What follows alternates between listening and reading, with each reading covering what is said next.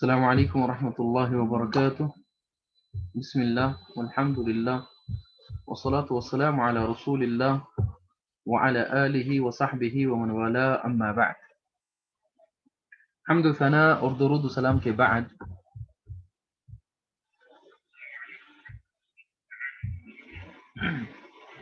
شیخ الاسلام محمد ابن عبد الوہاب رحمۃ اللہ علیہ بیان فرماتے ہیں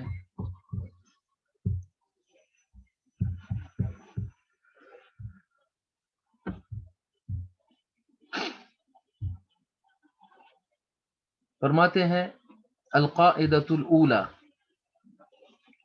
پہلا قاعدہ القواعد الاربع میں پہلا قاعدہ بیان فرماتے ہیں کہ ان تعلم، کہ آپ جانو، ان الکفار، کہ بے شک کفار، کون سے کفار؟ الذین، وہ کفار، قاتلہم، جن کے ساتھ قتال کیا، جنگ کیا، رسول اللہ صلی اللہ علیہ وسلم، رسول اللہ صلی اللہ علیہ وسلم نے۔ آپ جان لو کہ بے شک وہ کفار جن کے ساتھ رسول اللہ صلی اللہ علیہ وسلم نے قتال کیا، جنگ کیا، مقرون، وہ سب مقر تھے، اقرار کرنے والے تھے۔ کیا اقرار کرتے تھے وہ؟ بِأَنَّ اللَّهَ تَعَالَى، کہ بے شک اللہ سبحانہ و تعالی، هو الخالق الرازق المدبر، وہ اقرار کرتے تھے کہ بے شک اللہ سبحانہ و تعالی ہی خالق ہے، پیدا کرنے والا ہے، رازق ہے، رزق عطا کرنے والا ہے، المدبر، تمام کاموں کی تدبیر کرنے والا ہے، یعنی جو مخلوق ہے، مخلوق کے تمام کاموں کی تدبیر اللہ سبحانہ و تعالی کرنے والا ہے۔ تو جو کفار تھے، مکہ کے کفار، مشرکین، جن کے ساتھ رسول اللہ صلی اللہ علیہ وسلم نے قتال کیا، جنگ کیا، وہ یہ اقرار کرتے تھے کہ اللہ سبحانہ و تعالی ہی پیدا کرنے والا ہے، اللہ سبحانہ و تعالی ہی رزق عطا کرنے والا ہے، اور اللہ سبحانہ و تعالی ہی تمام کاموں کی تدبیر کرنے والا ہے۔ تو دوسرے الفاظوں میں یہ کہیں گے کہ وہ اس بات کا اقرار کرتے تھے اور مانتے تھے، ان کو یقین تھا، ان کو عقیدہ تھا اس بات کا کہ اللہ سبحانہ و تعالی ہی جو ہے خالق ہے، رازق ہے، تمام کاموں کی تدبیر کرنے والا ہے۔ یہ خالق، رازق اور تمام کاموں کی تدبیر کرنا یہ ربوبیت میں آتا ہے، کیونکہ یہ اللہ سبحانہ و تعالی کے افعال ہیں، جو اللہ سبحانہ و تعالی کے خصائص میں سے ہیں، جو اللہ سبحانہ و تعالی کے خصائص میں سے ہیں کہ اللہ سبحانہ و تعالی ہی پیدا کرتا ہے، اللہ ہی رزق عطا کرتا ہے، اللہ ہی تمام کاموں کی تدبیر کرتا ہے۔ تو اس کا مطلب یہ ہے کہ وہ توحید الربوبیت کے قائل تھے، توحید الربوبیت مانتے تھے، توحید الربوبیت کا اقرار کرتے تھے۔ توحید جو ہے اس کی 3 قسمیں ہیں: توحید الربوبیہ، نمبر 2 توحید الالوہیت، اور نمبر 3 توحید الاسماء والصفات۔ یہ توحید کی 3 قسمیں ہیں۔ تو توحید کا معنی ہے کہ توحید جو ہے یہ مصدر ہے، اور یہ فعل ماضی وحد سے نکلا ہے۔ تو وحد فعل ماضی ہے اس کا، یوحد فعل مضارع ہے، اور اس کا مصدر ہے توحید۔ تو وحد الشیء، اس کا معنی ہے وحد، جب ہم کہیں گے وحد الشیء یعنی اذا جعلہ واحدا، ٹھیک ہے، جب کوئی شخص کسی چیز کو ایک بنائے، ٹھیک ہے۔ تو توحید جو ہے، توحید کے متعلق ہم یہ کہیں گے کہ افراد اللہ تعالی بما یختص به من الربوبیت والالوہیت والاسماء والصفات، اللہ سبحانہ و تعالی کو ایک بنانا ان تمام چیزوں میں جو اللہ سبحانہ و تعالی کے لیے خاص ہے، ربوبیت میں سے، الوہیت میں سے، اور اسماء و صفات میں سے۔ تو اس میں سے توحید الربوبیت جو ہے، ربوبیت کا توحید، ربوبیت میں اللہ سبحانہ و تعالیٰ کو ایک بنانا، تو اس کے متعلق ہم اس کی تعریف اس طرح بیان کریں گے جیسے کہ علماء نے بیان کی ہے: افراد اللہ تعالی بالخلق والملک والتدبیر، اللہ سبحانہ و تعالیٰ کو خلق میں، ملک میں اور تدبیر میں ایک بنانا. یعنی افراد اللہ تعالی بالخلق سے مراد ہے کہ اللہ سبحانہ و تعالی کو مخلوق میں یعنی خلق میں، پیدا کرنے میں ایک بنانا. وہ کس طرح؟ وہ اس طرح کہ ایک انسان یہ عقیدہ رکھے کہ اللہ سبحانہ و تعالی کے سوا کوئی بھی خالق نہیں ہے، خالق صرف اللہ سبحانہ و تعالی ہے. اللہ سبحانہ و تعالی کا فرمان ہے سورۃ الاعراف آیت نمبر 54 میں: الا لہ الخلق والامر، الا لہ الخلق والامر، کیا نہیں ہے اللہ سبحانہ و تعالی کا ہی خلق اور اسی کا امر؟ یعنی اللہ سبحانہ و تعالی ہی خالق ہے، پیدا کرنے والا ہے، اور اسی کا ہی امر چلتا ہے. تو اللہ سبحانہ و تعالی یعنی توحید الربوبیت ہم اس طرح کہیں گے کہ ایک انسان یہ عقیدہ رکھے کہ اللہ سبحانہ و تعالی خلق، ملک اور تدبیر میں ایک ہے، اور اللہ سبحانہ و تعالی کو ایک بنانا ہے ان چیزوں میں. تو خلق میں ایک انسان یہ عقیدہ رکھے گا کہ اللہ سبحانہ و تعالی کے سوا کوئی خالق نہیں ہے. ٹھیک ہے. شیخ الاسلام ابن تیمیہ رحمۃ اللہ علیہ مجموع الفتاوی میں جلد نمبر 1 پیج نمبر 92 میں فرماتے ہیں: وَأَمَّا النَّوْعَ الثَّانِي، رہا سوال دوسری قسم کا، فَالشِّرْكُ فِي الرُّبُوبِيَّةِ، تو وہ دوسری قسم ہے ربوبیت میں شرک کرنا. فَإِنَّ الرَّبَّ سبحانہ وتعالی هو المالک، تو رب سبحانہ و تعالی جو ہے، یعنی جو کچھ ربوبیت میں آتا ہے، رب کے لفظ میں آتا ہے، وہ کیا ہے؟ هو المالک، کہ وہ مالک ہے، المدبر، تمام کاموں کی تدبیر کرنے والا ہے، ٹھیک ہے، اس کائنات کو چلانے والا ہے، المعطی، عطا کرنے والا ہے، المانع، روکنے والا ہے، النافع، نفع دینے والا ہے، الضار، ضرر پہنچانے والا ہے، الخافض، گرانے والا ہے، الرافع، اٹھانے والا ہے، یعنی کسی کو گراتا ہے اور کسی کو اٹھاتا ہے، المعز، کسی کو عزت عطا کرتا ہے، عطا کرنے والا، المذل، ذلیل کرنے والا، کسی کو ذلیل کرتا ہے. تو یہ سب چیزیں جو ہیں یہ رب میں آتا ہے، یعنی اللہ سبحانہ و تعالیٰ کے افعال ہے. اللہ سبحانہ و تعالیٰ، صرف اللہ سبحانہ و تعالیٰ جو ہے وہی مالک ہے، مدبر ہے، معطی ہے، مانع ہے، نافع ہے، ضار ہے، خافض ہے، رافع ہے، معز ہے، مضل ہے. فمن شہد ان المعطی او المانع او الضار او النافع او المعز او المضل غیرہ فقد اشرک بربوبیتہ.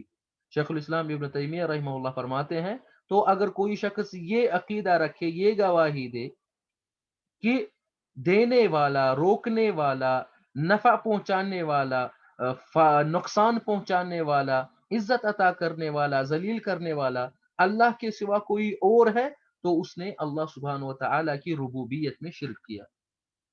تو اس نے اللہ سبحانہ و تعالیٰ کی ربوبیت میں شرک کیا. تو یہ کفار جو تھے، مکہ کے کفار مشرکین، یہ توحید الربوبیت کا اقرار کرتے تھے.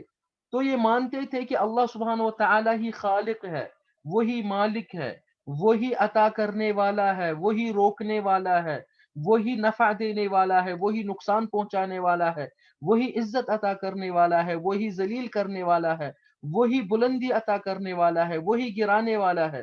تو کفار مکہ کو اس کا علم تھا اور اس کا وہ اقرار کرتے تھے، توحید الربوبیت کا وہ اقرار کرتے تھے. فضیل ابن عیاض رحمہ اللہ تعالی بیان فرماتے ہیں: من عرف الناس استراح، من عرف الناس استراح، یعنی جو لوگوں کو جانے تو وہ بہت آرام کرے گا. جو لوگوں کو جانے گا وہ آرام کرے گا. کیسے آرام کرے گا؟ یعنی کہ جو لوگوں کو جانے کہ لوگ کوئی نہ ہی کوئی فائدہ پہنچانے والے ہیں اور نہ ہی کوئی نقصان پہنچانے والے ہیں، تو ایسا شخص جو ہے، جو یہ جان لے گا، وہ بہت آرام کرے گا. ٹھیک ہے. اللہ سبحانہ و تعالی کا فرمان ہے: هل من خالق غیر اللہ کیا اللہ کے سوا کوئی اور خالق ہے، پیدا کرنے والا ہے؟ یرزقکم من السماء والارض، جو آپ کو آسمان اور زمین سے رزق عطا کرتا ہے۔ تو یہ استفہام انکاری ہے، یعنی اس کا مطلب ہے کہ کوئی بھی نہیں ہے اللہ کے سوا خالق جو آپ کو آسمان یا زمین سے رزق عطا کرتا ہے۔ سورہ فاطر کی آیت نمبر 3 ہے یہ، ٹھیک ہے؟ تو اسی طرح ہمیں یہ عقیدہ رکھنا ہے اس میں کہ اللہ سبحانہ و تعالی کے سوا اس مخلوقات کا کوئی مالک نہیں ہے۔ مالک اللہ سبحانہ و تعالی ہے جس نے اس مخلوقات کو پیدا کیا ہے، جیسے کہ اللہ سبحانہ و تعالی کا فرمان ہے سورۃ آل عمران میں آیت نمبر 189، وَلِلَّهِ مُلْكُ السَّمَاوَاتِ وَالْأَرْضِ، زمین آسمانوں اور زمین کی ملکیت اللہ سبحانہ و تعالی کے لیے، یعنی وہی آسمان اور زمینوں کا بادشاہ ہے، وہی ان کا مالک ہے، تو مالک بھی اللہ سبحانہ و تعالی ہی ہے۔ اسی طرح تدبیر جو ہے، جو اس ربوبیت میں آتا ہے، کہ ہم یہ عقیدہ رکھیں کہ اللہ کے سوا کوئی بھی مدبر الامور نہیں ہے، ٹھیک ہے؟ اللہ سبحانہ و تعالی ہی تدبیر کرنے والا ہے، اللہ سبحانہ و تعالی ہی کاموں کی تدبیر کرنے والا ہے، اس کائنات کو چلانے والا ہے، اس کائنات کو چلانے والا ہے۔ تو یہ قرآن کا طریقہ ہے کہ قرآن نے حجت قائم کی، قرآن نے حجت قائم کی۔ تو شیخ الاسلام رحمہ اللہ تعالی فرماتے ہیں کہ یہ قاعدہ نمبر 1 ہے کہ آپ یہ جان لو کہ جو کفار تھے، جو مکہ کے کفار تھے، جن کی طرف رسول اللہ صلی اللہ علیہ وسلم کو مبعوث کیا گیا، ان کو بھیجا گیا، جن کے ساتھ رسول اللہ صلی اللہ علیہ وسلم نے جنگ کی، قتال کیا، جو کفار تھے، لیکن وہ کفار اقرار کرتے تھے کہ اللہ سبحانہ و تعالی ہی خالق ہے، رازق ہے، مدبر ہے، یعنی وہ توحید و ربوبیت کا اقرار کرتے تھے۔ تو اب اگر کوئی شخص اس توحید و ربوبیت کا انکار کرے تو ہم یہ کہہ سکتے ہیں نا کہ وہ شخص ان کفار سے بھی بدتر ہے، جو کفار توحید و ربوبیت کا اقرار کرتے تھے، جو کفار توحید و ربوبیت کا اقرار کرتے تھے۔ یعنی دوسرے الفاظوں میں ہم یہ کہیں گے، اگر کوئی شخص یہ کہتا ہوگا کہ اللہ کے سوا کوئی اور خالق ہے، کس طرح کہے گا؟ مثلا کسی شخص کو اولاد نہیں ہے، شادی کو 5 سال ہو گئے ہیں، 6 سال ہو گئے ہیں، اس کو بچہ نہیں ہے، اولاد نہیں ہے، تو اگر یہ کوئی شخص کسی ولی کے پاس یا ولی کی قبر کے پاس جاتا ہے اور یہ عقیدہ رکھتا ہے، یہ امید رکھتا ہے کہ یہ ولی مجھے بچہ عطا کرے گا، یہی مجھے اولاد دے گا، تو اس نے پھر توحید الربوبیت میں شرک کیا۔ تو اس نے پھر کیا کیا؟ اس نے پھر جو کفار کا عقیدہ بھی نہیں تھا، اس کا یہ عقیدہ ہے۔ کفار تو یہ عقیدہ رکھتے تھے، مکہ کے کفار جن کی طرف رسول اللہ صلی اللہ علیہ وسلم کو بھیجا گیا، جن کے ساتھ انہوں نے قتال کی، جنگ کیا، وہ تو یہ عقیدہ رکھتے تھے کہ اللہ ہی خالق ہے، وہی اولاد عطا کرنے والا ہے۔ وہ یہ عقیدہ رکھتے تھے کہ اللہ ہی بارش برسانے والا ہے، اللہ ہی فصل جو ہے زمین سے اگانے والا ہے، اللہ ہی مارنے والا ہے، اللہ ہی زندہ کرنے والا ہے، اللہ ہی مشکل کشا ہے، اللہ ہی حاجت روا ہے، اللہ ہی حاجت پوری کرنے والا ہے، اللہ ہی رزق عطا کرنے والا ہے۔ تو اگر کوئی شخص جو کلمہ پڑھنے والا ہو، لا الہ الا اللہ کہنے والا ہو، یعنی اپنے آپ کو اسلام کی طرف منسوب کرنے والا ہو، لیکن اس کے باوجود بھی اس کا یہ عقیدہ ہو کہ اگر بارش کبھی نہیں گرے گی تو فلان ولی کے پاس جا کے اس سے بارش مانگے گے، وہ بارش نازل کرے گا، تو وہ تو ان کفار سے بھی پھر بدتر ہے، تو وہ تو ان کفار سے بھی پھر گیا گزرا ہے۔ یہ کفار تو توحید ربوبیت کا اقرار کرتے تھے، تو ایسا کرنے والا تو توحید ربوبیت کا اقرار نہیں کرتا۔ اگر کوئی شخص یہ عقیدہ رکھے کہ فلان جو قبر میں فلان ولی ہے یا فلان شخص ہے وہ نقصان پہنچانے والا ہے، یا مجھے وہ فائدہ دے گا، مجھے وہ رزق دے گا، نعوذ باللہ، تو یہ شرک کرتا ہے توحید الربوبیت سے۔ تو یہ اللہ سبحانہ و تعالیٰ کو رب نہیں مانتا، اکیلا اللہ کو رب نہیں مانتا، اسی کو رب نہیں بناتا ہے اکیلا، بلکہ دوسروں کو بھی اللہ کے ساتھ جو ہے ربوبیت میں شامل کرتا ہے، تو یہ شرک کرتا ہے ربوبیت کے ساتھ۔ جو گھٹیا عقیدہ کفار مکہ کے کفار کا بھی نہیں تھا. اس لیے شیخ الاسلام یہ کہتے ہیں کہ جن کے ساتھ رسول اللہ صلی اللہ علیہ وسلم نے جہاد کیا، جنگ کیا، قتال کیا، وہ کفار اس توحید و ربوبیت کا اقرار کرتے تھے، لیکن وَأَنَّ ذَلِكَ لَمْ يُدْخِلْهُمْ فِي الْإِسْلام، ان کا اس توحید الربوبیت کا اقرار کرنا اس نے ان کو اسلام میں داخل نہیں کیا.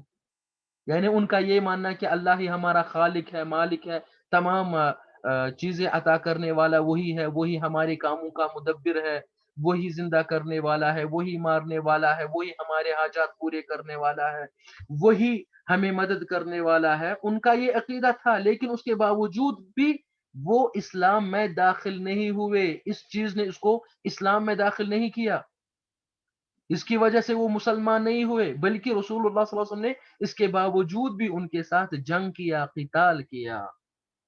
والدلیل قوله تعالی، اور اس کی دلیل کیا ہے کہ وہ اس چیز کا اقرار کرتے تھے، توحید و ربوبیت کا اقرار کرتے تھے. اس چیز کی دلیل ہے کہ اللہ سبحانہ و تعالی کا فرمان سورۃ یونس آیت نمبر 31 میں اللہ سبحانہ و تعالی فرماتے ہیں، قل، فرما دیجئے یا رسول صلی اللہ علیہ وسلم، من یرزقکم من السماء والارض، آپ کو آسمان اور زمین میں کون رزق عطا کرتا ہے؟ یعنی اللہ سبحانہ و تعالی اپنے پیغمبر محمد رسول اللہ صلی اللہ علیہ وسلم سے فرما رہے ہیں کہ آپ فرما دیجئے ان کفار کو، ان مکہ کے کفاروں کو، ان مشرکین کو، کہ آپ کو آسمان اور زمین سے کون رزق عطا کرتا ہے. نمبر 2، ام یملک السمع، کون سمع کا، سننے کا مالک ہے، جو لوگ سنتے ہیں، جو ان کے کان ہیں، تو اس کا مالک کون ہے؟ والابصار، کون ابصار کا مالک ہے؟ کون اللہ سبحانہ، کون ابصار کا مالک ہے؟ کون نظروں کا مالک ہے؟ ٹھیک ہے. نمبر 3، ومن یخرج الحی من المیت، اور زندہ سے مردے کو کون نکالتا ہے؟ زندہ سے مردے کو کون نکالتا ہے؟ جیسے کہ مرغی زندہ ہے، وہ انڈا دیتی ہے اور وہ مردہ ہے، تو یہ زندہ سے مردہ کون نکالتا ہے؟ وَيُخْرِجُ الْمَيِّتَ مِنَ الْحَيِّ، اور میت سے یعنی مردہ سے زندہ کو کون نکالتا ہے؟ اب یہی انڈا یہ مردہ ہے، تو اس سے جو ہے مرغی نکلتی ہے، تو مردہ سے زندہ کون نکالتا ہے؟ وَمَن يُدَبِّرُ الْأَمْرِ، اور کاموں کی تدبیر کون کرتا ہے؟ تو اس میں ہر سب کچھ آئے گا. بارش کون برساتا ہے، فصل کون نکالتا ہے زمین سے، اس کے بعد اسی طرح جو ہے عزت عطا کرنے والا، ذلت عطا کرنے والا، نفع عطا کرنے والا، نقصان کا جو ہے ضرر پہنچانے والا، تو وہ سب کچھ جو ہے اس میں آئے گا. وَمَن يُدَبِّرُ الْأَمْرِ، آسمان کو چلانے والا، زمین کو چلانے والا، سورج آفتاب کو چلانے والا، چاند کو چلانے والا، لوگوں کو کھلانے والا، پلانے والا، تمام جانوروں کی، جانداروں کی، تمام مخلوقات کی چونٹیوں تک رزق پہنچانے والا. وَمَن يُدَبِّرُ الْأَمْرِ، تو تمام کاموں کی تدبیر کرنے والا کون ہے؟ تو اللہ سبحانہ و تعالی رسول اللہ صلی اللہ علیہ وسلم سے کہہ رہے ہیں کہ آپ ان سے یہ سب سوالات پوچھو. فَسَيَقُولُونَ اللَّهُ، تو وہ کہیں گے کہ یہ سب کامیں اللہ سبحانہ و تعالی کرنے والا ہے.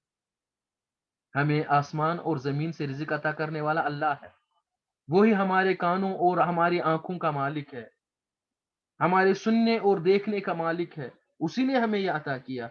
وہی زندہ سے زندہ کو مردہ سے نکالتا ہے اور مردے کو زندے سے نکالتا ہے، وہی تمام کاموں کی تدبیر کرنے والا ہے. تو یہ سب کس میں آتا ہے؟ یہ تو توحید و ربوبیت میں آتا ہے. تو ان کو توحید و ربوبیت پر ایمان تھا. فقول، تو آپ کہہ دیجئے، افلا تتقون، آپ کیوں نہیں ڈرتے؟ یعنی کیوں؟ تو کس کا مطلب یہ ہے کہ جب آپ کہتے ہو کہ اللہ سبحانہ و تعالی ہی یہ سب کرنے والا ہے، تو پھر آپ اللہ سے ڈرتے کیوں نہیں ہو؟ تو پھر آپ ہر قسم کی عبادت اللہ کے لیے خاص کیوں نہیں کرتے ہو؟ ٹھیک ہے. کیونکہ وہ جو کفار تھے، مکہ کے مشرکین تھے، وہ عبادت میں شریک ٹھہراتے تھے، ربوبیت میں اللہ سبحانہ و تعالیٰ کو وہ شریک نہیں ٹھہراتے تھے، وہ اللہ سبحانہ و تعالیٰ کو ہی رب مانتے تھے، وہی ہمارا خالق ہے، مالک ہے، تمام کاموں کی تدبیر کرنے والا ہے.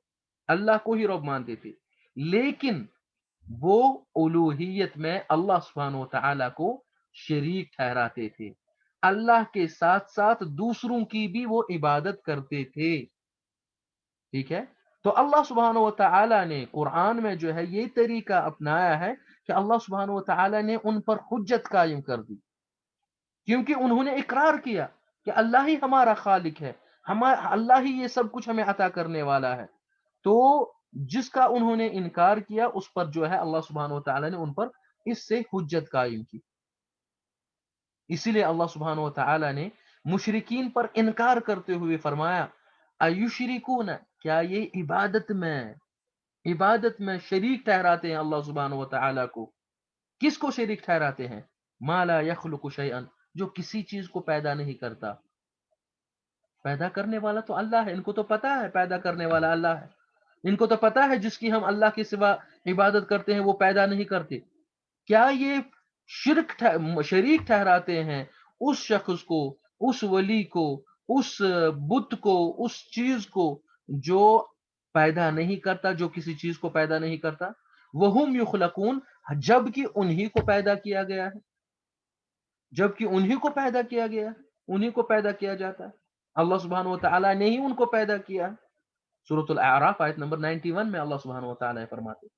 تو اس کا مطلب یہ ہے کہ وہ لوگ جو ہے توحید ربوبیت کا اقرار کرتے تھے، لیکن وہ عبادت میں اللہ سبحانہ و تعالیٰ کو شریک ٹھہراتے تھے، لات منات عزا کو، ود یغوث یعوق نصر وغیرہ وغیرہ، جو بھی جن کی وہ عبادت کرتے تھے اللہ کے سوا، ان کو وہ اللہ کے ساتھ عبادت میں شریک ٹھہراتے تھے۔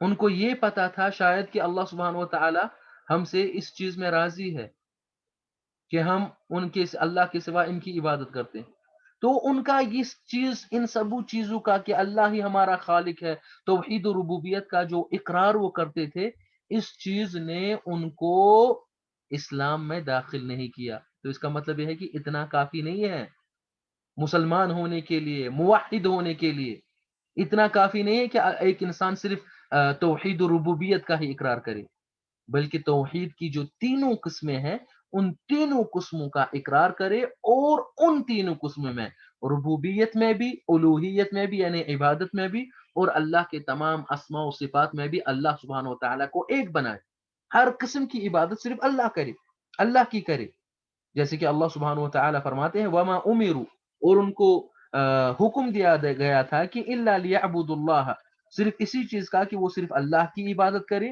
مخلصین لہ الدین، اس دین کو، اس عبادت کو اللہ کے لیے خالص کرے، یعنی ان کو اس چیز کا حکم دیا گیا کہ صرف اللہ کی عبادت کرو۔ آپ جب مانتے ہو کہ اللہ ہی ہمارا خالق ہے، مالک ہے، ہمارے کاموں کی تدبیر کرنے والا ہے، تو آپ اللہ کے سوا دوسروں کی عبادت کیوں کرتے ہو؟ پھر اللہ کے بغیر اللہ کی بھی عبادت کرتے ہو اور دوسروں کی بھی عبادت کرتے ہو؟ نہیں، تو اس چیز کا حق ہے، جب اللہ ہی آپ کو سب کچھ عطا کرتا ہے تو اللہ کا ہی حق ہے کہ صرف اسی کی عبادت کی جائے۔ تو اسی عبادت کی بنیاد پر جو وہ عبادت اللہ کے سوا دوسروں کی بھی کرتے تھے، لات منات عزا کی بھی کرتے تھے، تو اسی بنیاد پر رسول اللہ صلی اللہ علیہ وسلم نے ان کے ساتھ قتال کیا، جنگ کیا۔ وہ اللہ کے سوا دوسروں کا سجدہ کرتے تھے، اللہ کے سوا جو ہے دوسروں کے لیے ذبح کرتے تھے کسی جانور کو، لات منات عزات کو ان کا تقرب حاصل کرنے کے لیے، اللہ کے بغیر اللہ کے علاوہ جو ہے ان قبر والوں کی یا بتوں کی وغیرہ جن کی وہ عبادت کرتے تھے ان کے لیے نظر و نیاز رکھتے تھے، تو اللہ رسول اللہ صلی اللہ علیہ وسلم نے اسی پر تو ان کے ساتھ قتال کیا، جنگ کیا، ٹھیک ہے؟ تو رسول اللہ صلی اللہ علیہ وسلم کا فرمان ہے امرت ان اقاتل الناس، مجھے حکم دیا گیا ہے کہ میں لوگوں سے جہاد کروں، قتال کروں، حتی یشہدوا ان لا الہ الا اللہ، جب تک کہ وہ اس چیز کی گواہی نہ دے کہ اللہ کے سوا کوئی بھی معبود برحق نہیں ہے، یعنی جب تک کہ وہ اللہ کے سوا کسی اور کی عبادت نہ کرے، صرف اللہ کی عبادت کرے، جب تک کہ وہ صرف اللہ کی عبادت کرے۔ تو اللہ سبحانہ و تعالیٰ کا فرمان ہے اعبدوا اللہ، اللہ کی ہی عبادت کرو، ولا تشرکوا به شیئا، اللہ سبحانہ و تعالیٰ کو اس میں کسی کو شریک نہ ٹھہراؤ۔ اسی طرح اللہ سبحانہ و تعالیٰ کا فرمان ہے وَقَضَى رَبُّكَ أَلَّا تَعْبُدُوا إِلَّا إِيَّاهُ، اللہ سبحانہ و تعالیٰ نے فیصلہ کیا ہے کہ آپ صرف اللہ کی عبادت کرو، صرف اسی کی عبادت کرو، اس کے سوا کسی کی عبادت نہ کرو۔